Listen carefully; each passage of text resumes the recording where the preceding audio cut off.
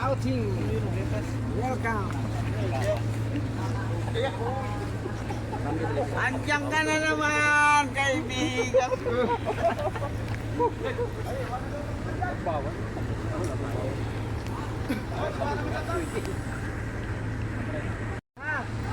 Walang naman yun talagang hapon. Ganun lang.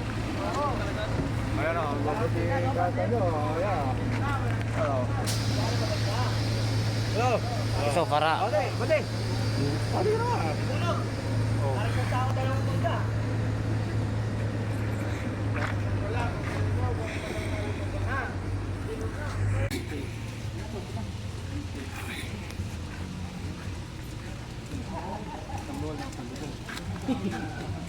Teka raw.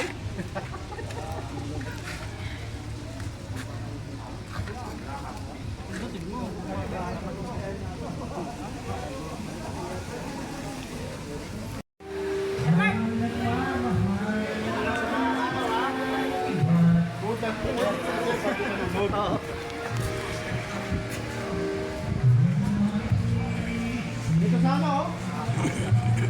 Talaga pa ng drawing daw eh. Lapit?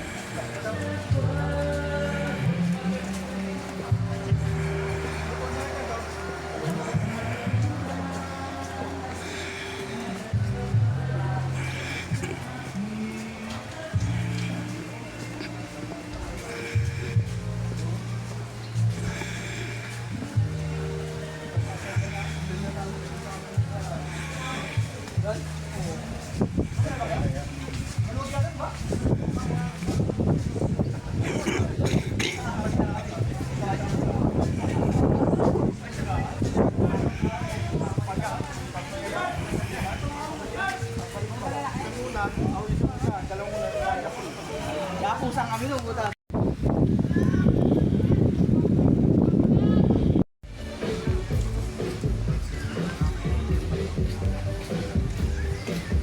Makakapag-vlog pa kayo niyan? Oo. O walang signal? Guys, dito na kami sa entrance ng San Juan, Batangas. Papasok na kami para pumirma at mag-enjoy ng araw na ito. Tara na, samahan nyo kaming mag-explore sa loob ng resort.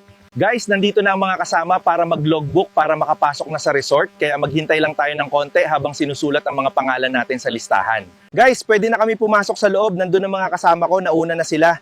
Tara na, susunod na lang kami sa kanila sa loob ng building na to.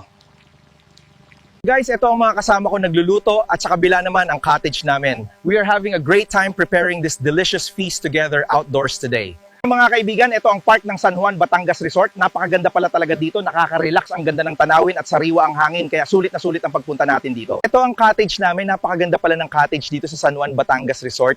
Talagang nakaka-relax at ang ganda ng paligid, sulit na sulit ang bakasyon natin dito. Mga guys, heto ako ngayon sa tabing dagat ng San Juan, Batangas. Napakaganda ng panahon dito at talagang nakaka-relax ang simoy ng hangin at ganda ng tanawin. Dito ako namamasyal, tinitingnan ko ang mga magandang tanawin sa dagat. Napakaganda talaga ng view dito, nakaka-relax at nakakatuwa ang hangin at ang ganda ng alon sa Pampang. At ito naman ang swimming pool sa San Juan, Batangas. Dito ka magbababad pag galing mo maligo sa dagat, siguradong relax ka. At natin dito sa resort, kaya sulitin na natin ang bawat sandali habang nagtatawanan at nagsasaya tayong lahat sa gabing ito. At dito makita mo ang mga kasamahan ko, masaya sila sa gabing ito. Talagang napakasaya ng ating pagsasama at sana ay magtuloy-tuloy ang tawanan natin hanggang sa gabi.